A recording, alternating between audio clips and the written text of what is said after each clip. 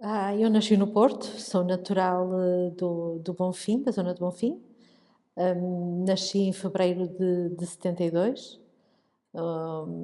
Nasci nos anos 70, portanto, e foi uns anos muito marcantes, antes da Revolução de Abril, e a vivência em casa e a vivência mesmo na sociedade alterou-se muito nessa época e sentimos de facto uma mudança radical a vários níveis, o que eu acho que foi bastante interessante e cumulativo de experiências, não só pessoais, mas também familiares. A nossa vida era muito diferente do que aquela que é hoje em dia e do que aquela que nós proporcionamos aos nossos filhos, mas é uma vida diferente, mas que é o normal, diria eu. E os seus pais, os seus avós já eram da região do Bonfim? Não, os meus pais, a minha mãe é transmontana, é natural da Régua, do Peso da Régua, e o meu pai vem de Famalicão. Conhecem-se na Maia, precisamente onde eu vivo atualmente, e vêm morar para o Porto. Portanto, desenvolvem um negócio na altura dos anos 60, desenvolvem um negócio comercial e vêm para o Porto e constituem família e naturalmente desenvolvem a parte familiar aqui no Porto. E antes de estar agora na Maia, viveu sempre no Porto? Vivi sempre no Porto, estudei no Porto, vivi no Porto e gosto muito do Porto. Eu digo que não sou maiata, eu sou tripeira, porque para mim o Porto é de facto a minha cidade, aquela que eu vivi, aquela que eu senti, aquela que eu visitei, que eu calcorreei, que eu durante muitos anos passeei, que eu gosto muito de sentir a urbanidade da cidade. E o ser urbano para mim foi muito, muito especial e que eu agora não tenho. Portanto, para mim o Porto é sem dúvida a minha cidade. Que formação escolar é que a Sónia teve? Eu formei-me em Ciências Históricas, variante Património, na Universidade Portucalense. Eu terminei o curso mais ou menos em 96.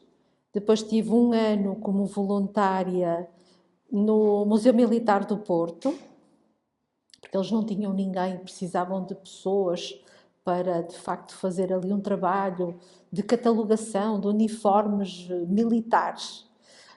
E era uma coisa que eu não estava nada habituada, mas foi uma experiência muito enriquecedora.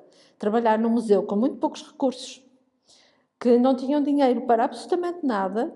O que eles me pagavam eram as refeições que eu fazia juntamente com os militares que viviam lá no quartel. E o meu trabalho desenvolveu-se durante um ano. Eu fazia visitas guiadas ao museu, fazia a catalogação dos uniformes, conservação e restauro, fazia um pouco de tudo, porque quando os constrangimentos financeiros assim o exigem, acabamos por fazer muita coisa, não é?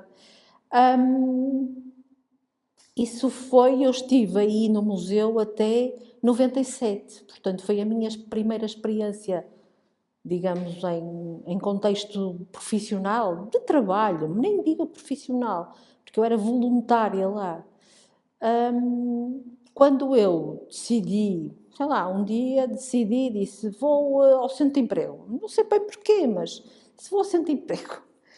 E curiosamente a senhora que me atendeu disse-me, olha, há um estágio remunerado, portanto que era uma coisa que eu não sabia o que era, em 97, há um estágio remunerado na Casa de Serralves. E eu, Casa de Serralves? Pode ser uma coisa interessante. Sim, olha, um estágio profissional de 9 meses. Pronto, vê o que é que dá, porque é a sua área, a Sónia é de património, pode ter todo o interesse, se calhar, em fazer lá alguma coisa. E foi assim que eu vim parar aqui desde então, portanto, desde novembro de 97 até aos dias de hoje, que eu estou nesta casa. E antes de vir estagiar, já conheceu o parque? Não, não, foi uma memória que eu até tive a tentar recordar-me, mas infelizmente durante o meu percurso escolar nunca houve uma tentativa dos professores nos trazerem a Serralves. Se calhar, não sei se na altura faziam muitas visitas ou não, mas nunca foi assim uma visita que tivesse feito. Fazíamos outras visitas escolares e aqui nunca viemos. Foi uma coisa curiosa. Agora, eu vou contar esta história porque ela não tem assim grande fundamento, mas acho que é a primeira memória que eu tenho de Serralves. Eu tinha um colega na escola, no colégio, mais propriamente dito, que era familiar do segundo proprietário de Serralves. E nós estávamos numa aula de filosofia do 11º ano, recordo-me perfeitamente porque achei inacreditável anos mais tarde como é que isso me veio à memória, do professor de filosofia questionar o meu colega e dizer-lhe: então, Serralves já foi? E ele disse: Serralves já foi vendido hoje. E foi precisamente quando, anos mais tarde, é que eu pude perceber o que é que tinha acontecido exatamente aí. Serralves foi vendido ao Estado. Portanto, deixou de ser propriedade da então família Delfim Ferreira para passar a ser do Estado. É a primeira memória que eu tenho de Serralves. Isto em 86 ou 87, mais ou menos. Depois, anos mais tarde, venho aqui parar. Pronto. E lembra-se da primeira impressão que teve quando viu o parque pela primeira vez? Bem, a primeira impressão eu acho que fica marcada para sempre. Acho que é daquelas coisas que nos marcam mais que uma tatuagem. Desculpem-me a analogia, mas marcam-nos imenso. Eu, a primeira vez que visitei o jardim, portanto, os jardins, porque isto podemos dizer que há várias épocas e vários jardins aqui neste espaço dos 18 hectares, foi absolutamente fascinante. Primeiro, descobrir o Jardim Central, a Casa Cor-de-Rosa, absolutamente maravilhada.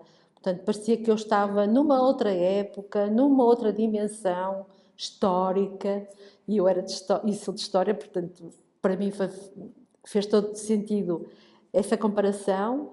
E depois passo para a zona do lago, ainda fico mais abismada, e passo para a zona da Quinta e digo: como é que é possível isto existir na cidade do Porto, em pleno século XX, e não ser assim tão notado, porque não havia uma grande divulgação, não havia uma grande disseminação do que era este espaço até então, não é? Isso só acontece anos mais tarde. Quem era da zona, obviamente, que conhecia, mas eu vinha da outra zona do Porto. Eu vivia na zona mais oriental, portanto, esta zona aqui eu não conhecia. Embora a minha mãe depois diz-me que sim, que conhecia Serralves e que já tinha visitado, ou que já veio, que tinha vindo cá com amigas, mas eu não.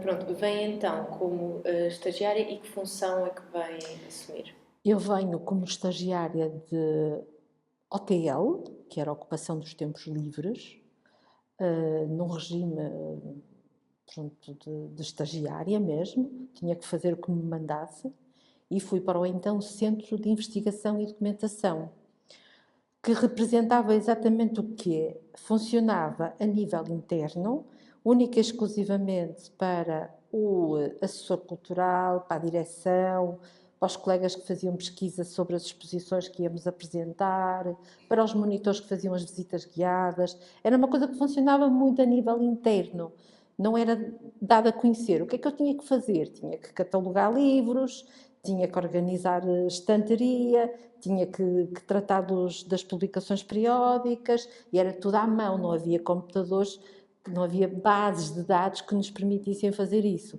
Portanto, eram as fichinhas, nós tínhamos fichas para cada livro que entrava no Centro de Investigação e Documentação, e de cada vez que comprávamos um livro tínhamos que fazer as fichinhas todas à mão, não é? Pronto, era assim. E as listagens eram bastante complicadas, e depois controlar os empréstimos internos. controlar as aquisições, fazia, no fundo, tirava fotocópias, sei lá, fazia catálogos de publicações, assim, coisas muito caseiras, eram as minhas funções. E depois desse primeiro trabalho, que funções é que foi assumindo ao longo dos anos? Ora bem, curiosamente, eu terminando o meu estágio, passado os 9 meses, fui-me embora, não é? Disse que estaria, obviamente, disponível para continuar, mas na altura, não sei porquê, entenderam que devia sair. Saí. E recebi, passado uns dias, um telefonema de uma colega que me dizia se eu queria vir para cá para ajudar a fazer mailing e para fazer, não é? Porque os materiais gráficos nesta casa sempre circularam muito por correio. Tínhamos que envelopar tudo e fazer cartas e mandar programas e convites das exposições. Eu disse que sim. Quando me viram, disseram: Mãe, a Sónia está sem fazer nada. Eu disse: Eu estou. Ah, olha, então estamos a precisar de alguém para nos ajudar. Isto já em 98, portanto já estávamos a um ano da abertura do museu ao público e foi assim o grande boom de trabalho em termos de listagens, de convidados, uma sobrecarga muito grande para a direção do museu e eu fui assumir um cargo de assistente da direção do museu. Portanto, eu acabei por ficar a assistir a secretária dos diretores do museu, ajudá-la em tudo o que fosse preciso. E estive aí durante muito tempo, até 99, quando abre o museu, que é uma etapa bastante importante para nós. Mas, como entretanto a pessoa que estava no centro de documentação acabou por sair, eu cheguei a uma altura e tive que acumular as duas funções, tanto tive que acumular a função de assistente da assistente, como ao mesmo tempo do Centro de Investigação e Documentação, que precisava de ser todo transportado do pavilhão, em frente à Casa de Serralves, onde trabalham ainda algumas colegas, para o museu, onde iria então ser a biblioteca, aí sim um espaço aberto ao público e que funcionaria de forma radicalmente diferente àquela a que estávamos habituados. E falou do museu, não é? Lembra-se da inauguração do museu? Perfeitamente, sim, sim. Foi um momento muito. Foi o segundo momento marcante.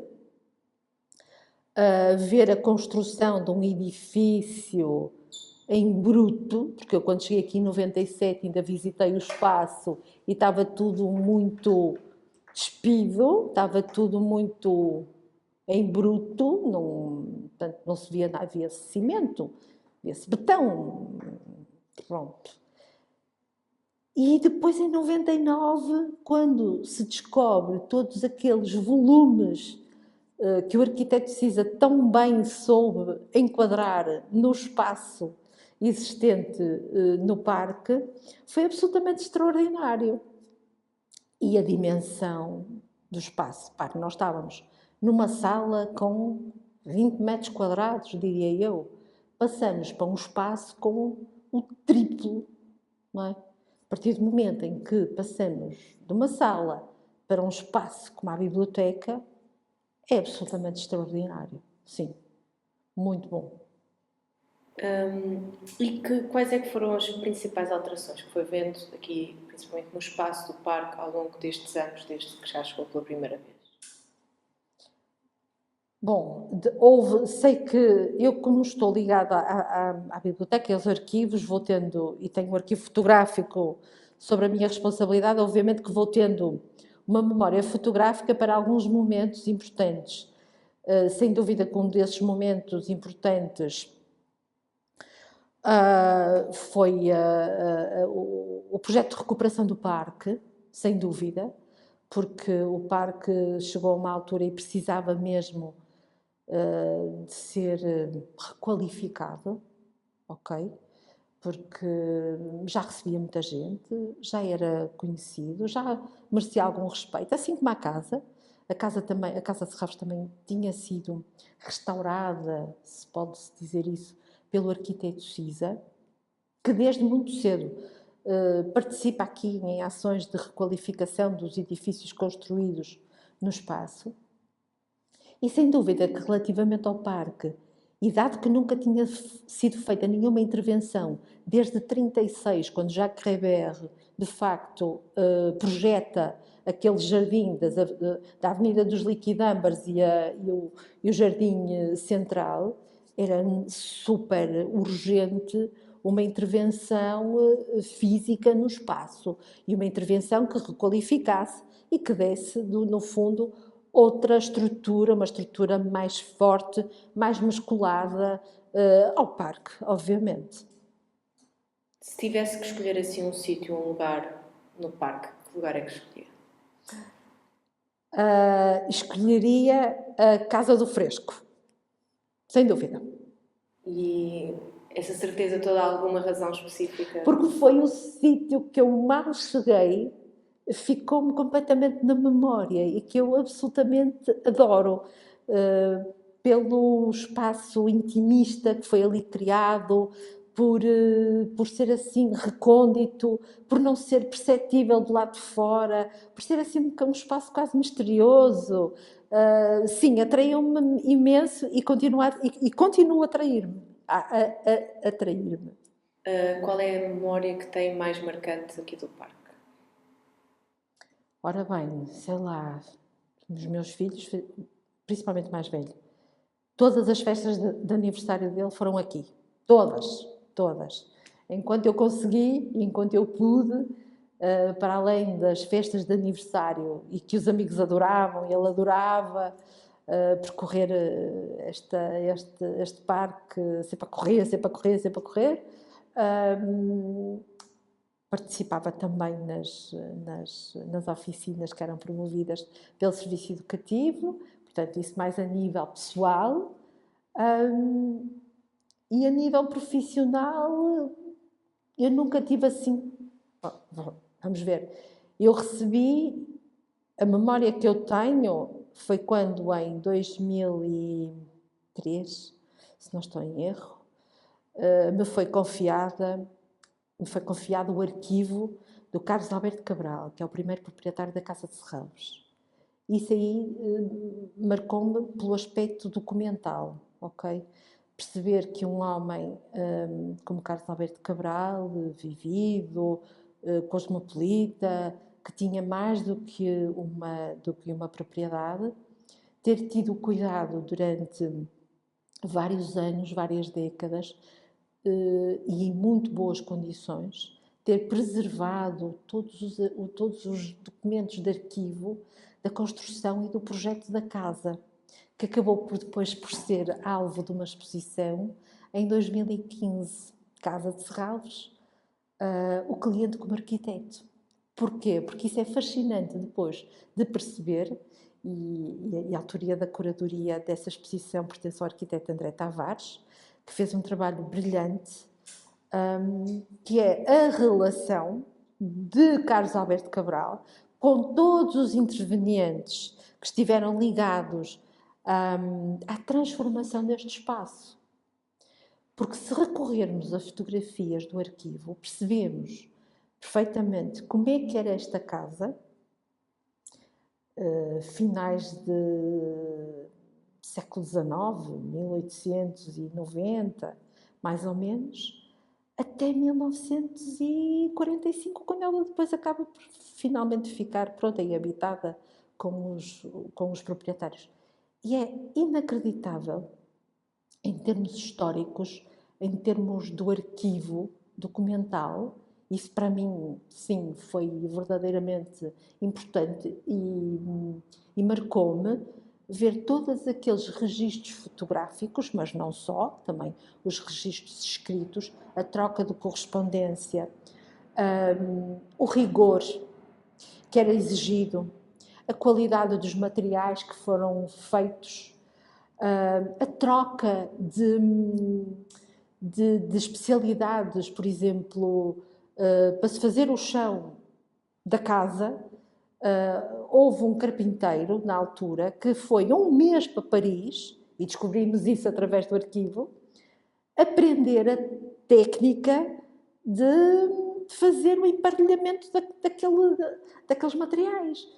Isso é verdadeiramente fascinante, portanto, isso é histórico, isso dá-nos muitas pistas para aquilo que foi a construção deste projeto.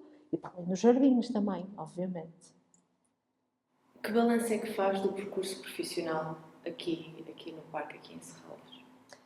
O meu percurso profissional, eu estou amplamente satisfeita, a vários níveis. Não só porque me foi dada a oportunidade de eu, como passar de estagiária para assistente, como técnica profissional e depois atualmente como coordenadora da Biblioteca e dos Arquivos. E isso, obviamente que eu só posso sentir-me muito, muito, muito agradecida e amplamente satisfeita com as oportunidades que Serralves me deu. Mas também devo dizer, esta casa tem uma coisa fascinante, é que eu, apesar de trabalhar aqui há 26 anos, não se sentem os 26 anos, porque a cada dia que passa, a cada semana, nós somos como uma incubadora de experiências. E nós, para além de termos de saber fazer um pouco de tudo, porque a equipa não é imensa e temos que conseguir conciliar várias especialidades ao mesmo tempo, um pouco aquilo que também já me acontecia quando eu era estagiária no Museu Militar, mas é um local que nos proporciona essa formação. Ou seja, nós não fazemos sempre a mesma coisa. De mês para mês, podemos estar envolvidos num projeto onde vamos ter que adquirir novas competências. E isso não se sentem os anos passar. E isso é absolutamente fantástico. Que relação é que acha que este parque tem com a cidade do Porto? Ora bem, isto é uma pergunta difícil. Acho que a relação com a cidade, mas em que aspecto? Aspecto urbanístico, aspecto social. Que importância é que acha que o parque tem para o Porto? Que importância? Eu acho que tem uma importância imensa por todas estas camadas de informação que eu fui dando, não é? Porque tivemos aqui o parque começou como, quer dizer, vamos lá ver, isto depois vai ter que ser cortado. Estamos a falar de 18 hectares de espaço que o primeiro proprietário, Carlos Alberto Cabral, foi adquirindo paulatinamente para completar este espaço todo. A determinada altura teve que ceder, porque era muito amigo do embaixador de França em Portugal, e cedeu uma parte do terreno à escola francesa, que ainda está ali, mas este terreno não era todo da família de Carlos Alberto Cabral, certo? Era só uma parte.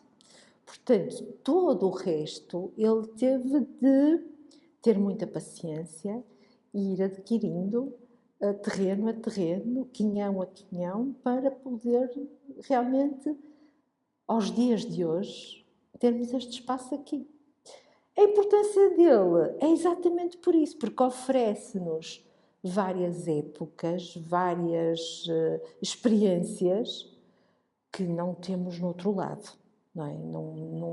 Não há quer dizer, não há um jardim no Porto projetado por Jacques Rivère, não é? Não temos um parque como temos aqui, de maneira nenhuma, nem espécies arbóreas. Eu não sou especialista nessa área, mas quem for dirá com certeza que as espécies que nós temos aqui são super importantes. Para além de ser também, uma vez fiz uma visita e achei isto super curioso, porque nós estamos muito perto do parque do parque da cidade. E os pássaros, nomeadamente essa comunidade, que não pode circular assim muito, mas migram muitas vezes para aqui ou migram muitas vezes de Serralves para o Parque da Cidade. E eu acho que isso também é importante em termos ecológicos, diria eu.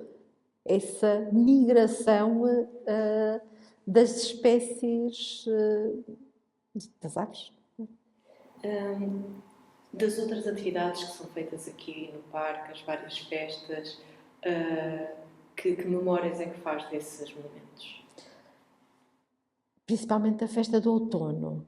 Vinha quando os meus filhos eram pequenos, fazíamos sempre um percurso pela festa do outono. E eles adoravam. Portanto, isso era mais a título pessoal. Adoravam e eles gostavam muito, é incrível.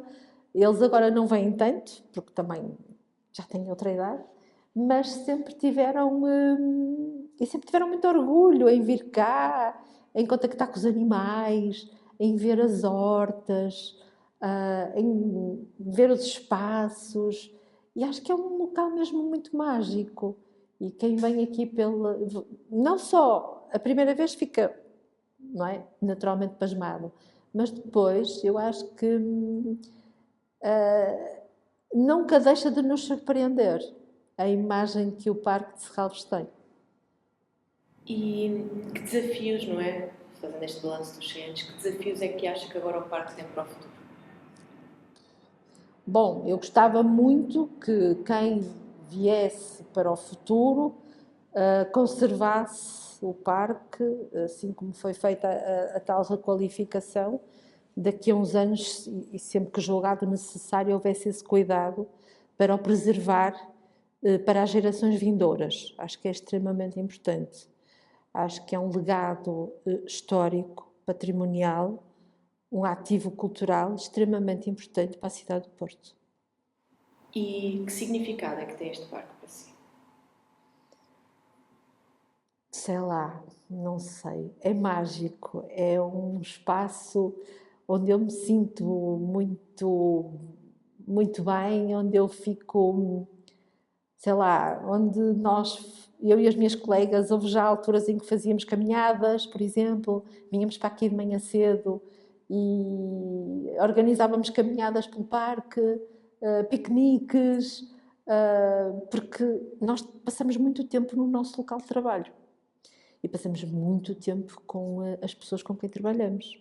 E, quer dizer, a determinada altura ou nos damos bem ou não damos, não é? Mas quando nos damos bem, aproveitar este espaço com as pessoas de quem gostamos é excelente, não só em família, mas também a nível pessoal, a nível profissional, desculpe, mas que também acaba por ser pessoal, depois acaba por se misturar.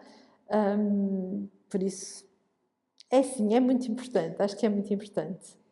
E agora para os próximos 100 anos, o que é que deseja deste parque?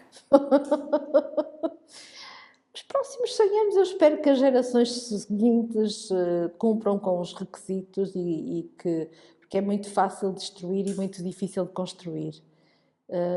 E espero que as gerações futuras tenham a sensibilidade que estas primeiras equipas tiveram em levar o projeto de Serralves mais longe. Se pudesse deixar uma mensagem de parabéns para o parque, que mensagem que gostava de deixar? Ai, parabéns, Parque de Serralves, continua a ser aquilo que és, melhora sempre, há sempre possibilidade de melhorar e eu espero poder continuar a vir visitá-lo.